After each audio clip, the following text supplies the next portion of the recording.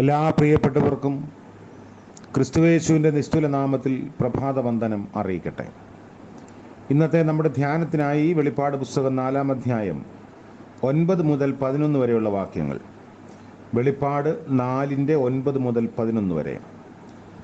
എന്നേക്കും ജീവിച്ചിരിക്കുന്നവനായി സിംഹാസനത്തിലിരിക്കുന്നവന് ആ ജീവികൾ മഹത്വവും ബഹുമാനവും സ്തോത്രവും കൊടുക്കുമ്പോഴൊക്കെയും 24 മൂപ്പന്മാരും സിംഹാസനത്തിലിരിക്കുന്നവൻ്റെ മുൻപിൽ വീണ് എന്നേക്കും ജീവിച്ചിരിക്കുന്നവനെ നമസ്കരിച്ചു.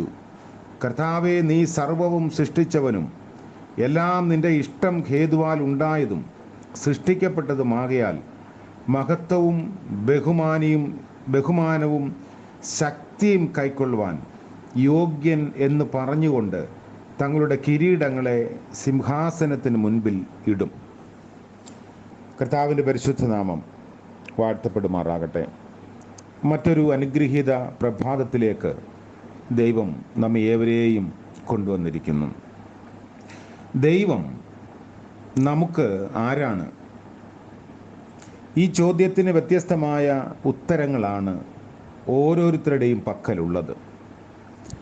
ദൈവിക അനുഭവത്തിൽ നിന്ന് ചാലിച്ചെടുത്ത ഉത്തരങ്ങൾക്ക് വ്യത്യസ്തതയുണ്ടാവും. ഇവിടെ നമ്മൾ വായിച്ച വേദഭാഗത്ത് ദൈവം കർത്താവും സ്രഷ്ടാവുമെന്ന് 24 മൂപ്പന്മാരും ഒരുപോലെ ഏറ്റുപറയുകയും സ്തുതിക്കുകയും ചെയ്യുന്ന മനോഹരമായ ദൃശ്യമാണ്. സ്തോത്രഗാനത്തിൻ്റെ ഒരു ഭാഗമാണ് ഇത്. 4 ജീവികൾ ദൈവസൃഷ്ടിയാകുന്ന പ്രകൃതിയുടെ മഹത്തായ പ്രതീകങ്ങളാണെന്ന് കഴിഞ്ഞ ധ്യാന നിമിഷങ്ങളിൽ നമ്മൾ കണ്ടതാണ്.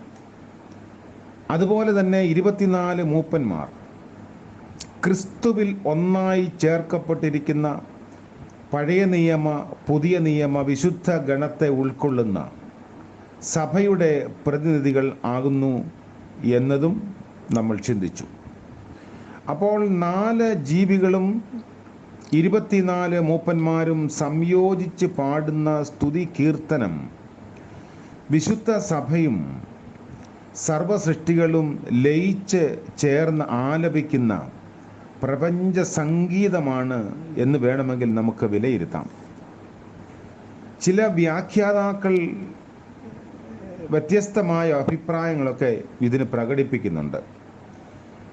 8-ാം വാക്യത്തിൽ രാവും പകലും സ്തുതിഗാനങ്ങൾ ആലപിക്കുന്ന ജീവികളെപ്പറ്റി പറയുന്നതും തുടർന്നുള്ള വാക്യങ്ങളിൽ ഓരോ സ്തുതിഗാനത്തിൻ്റെ വിരാമവേളയിൽ 24 മൂപ്പന്മാരും കവിണ് വീണ് നമസ്കരിക്കുന്നതായി പറയുന്നതും തമ്മിൽ പൊരുത്തക്കേടുണ്ടെന്ന് ചിലർ ചൂണ്ടിക്കാണിക്കുന്നുണ്ട്. ഇത്തരം വിശദാംശങ്ങളുടെ കൃത്യമായ വിവരണം യോഹന്നാൻ്റെ വെളിപ്പാട് സാഹിത്യത്തിൻ്റെ സ്വഭാവത്തിലോ ഉദ്ദേശത്തിലോ ഉൾക്കൊള്ളുന്നില്ല എന്നുള്ളതാണ് മറ്റൊരു യാഥാർത്ഥ്യം. പുരാതന ലോകം അനായാസേന ഗ്രഹിച്ചിരുന്ന ഒരു ചിത്രീകരണമാണ് യോഹന്നാൻ്റേത്. മൂപ്പന്മാർ തങ്ങളുടെ കിരീടം ദൈവസിംഹാസനത്തിന് മുൻപിൽ താഴെ വയ്ക്കുന്നു. ഇത് പൂർണ്ണമായ കീഴ്വഴക്കത്തിൻ്റെ അടയാളമാണ്.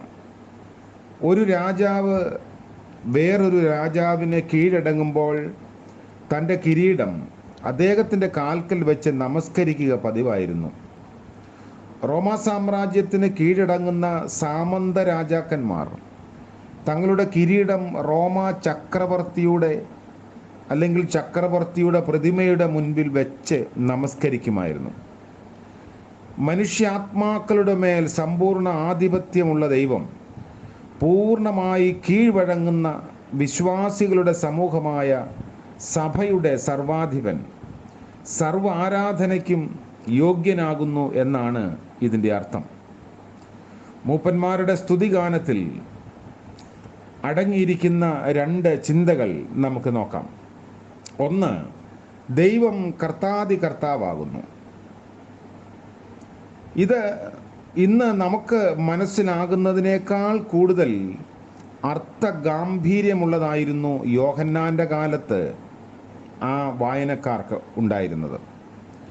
കർത്താവും ദൈവവും എന്ന പ്രയോഗത്തിൻ്റെ ഗ്രീക്ക് ഭാഷയിൽ ഇങ്ങനെയാണ്: കുരിയോസ് കായ് തിയോസ് എന്നാണ്.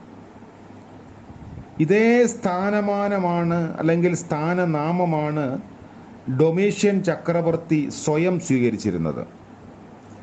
താൻ കർത്താവും ദൈവവുമാണ് എന്ന് അദ്ദേഹം സ്വയമായി പ്രഖ്യാപിച്ചു.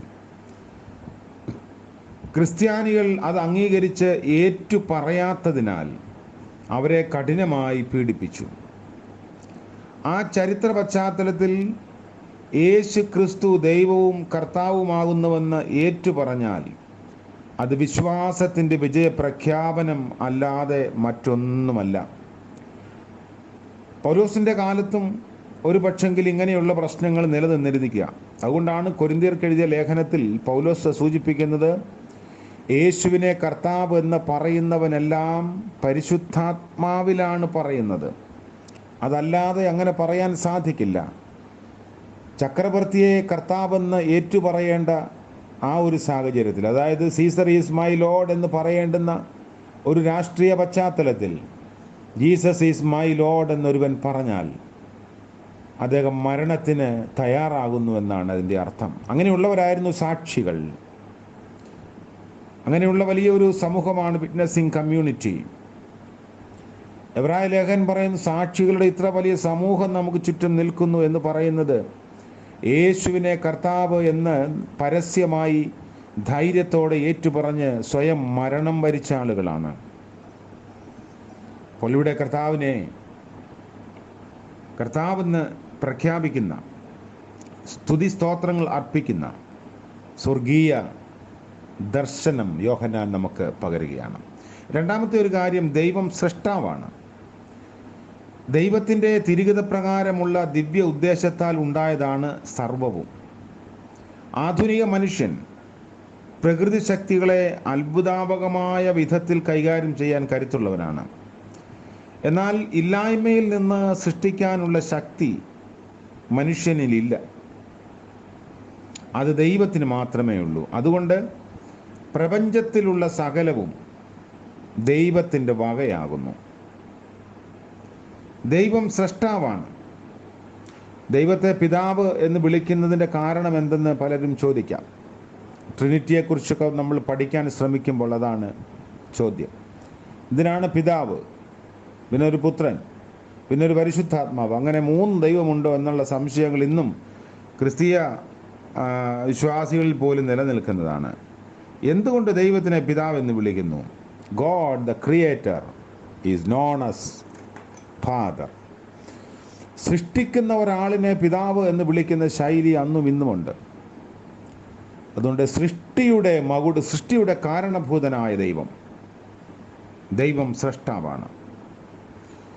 ഭൂമിയിൽ നിലനിൽക്കുന്ന പല സംശയങ്ങൾക്കും സ്വർഗീയ ആരാധനയിലൂടെ മറുപടി നൽകുന്ന മനോഹരമായ ദൃശ്യങ്ങളാണ് യോഹന്നാൻ നമുക്ക് നൽകുന്നത്. കാലികമായ നമ്മുടെ ക്രിസ്തീയ ജീവിതത്തിൻ്റെ, വിശ്വാസത്തിൻ്റെ കോർ എന്ത് എന്ന് ചോദിച്ചാൽ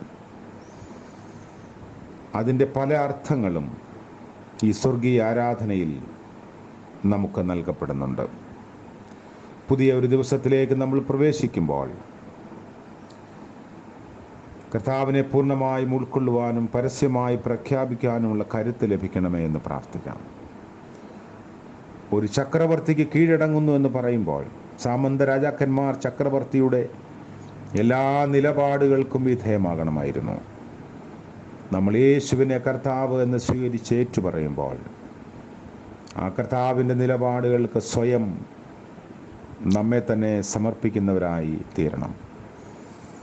കർത്താവിൻ്റെ കരുണ നാം എല്ലാവരോടും കൂടെ ഇരിക്കട്ടെ.